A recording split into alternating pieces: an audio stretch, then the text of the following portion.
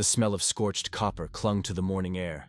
As sparks rained from a suspended girder, welders, more accustomed to sealing river hulls, now strained against reinforced plating meant for vacuum-rated modules. The barge yard had changed overnight. No longer just a dock for rusting freighters and smuggler crates. It was becoming something else, something higher. Victor stood on the upper catwalk of the command shed, arms crossed, boots dusted in soot and alloy powder. Below him, the prototype wing assembly hung crooked in its rig, a tangle of steel spars and jury-rigged hydraulics. But it held. And that was enough for now. Cut angles are off again, barked Reyes from the floor, visor up and sweat trailing down her temple. If that was pressure-tested in orbit, it's sheer. Victor didn't flinch. We're not in orbit yet. Behind them, a hissing crane lifted a partial engine housing, a repurposed fusion vent from an old reactor core.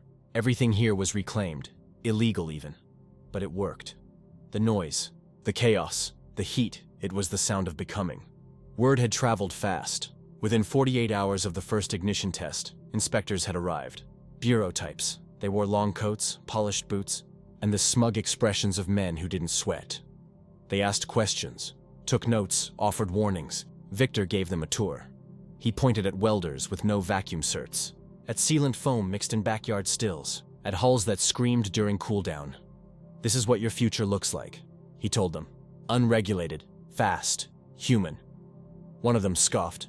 Another took a picture. But by midday, the real guest arrived. A convoy rolled in, black utility crawlers and 2 aerial drones trailing high. Out stepped a man in a dark suit, eyes hidden behind adaptive lenses.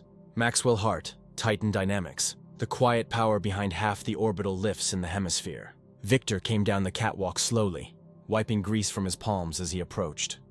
Hart surveyed the chaos. The noise, the crude ingenuity. I expected less, he said. You came anyway, Victor replied. Hart turned, expression unreadable. Off-world fabrications about precision?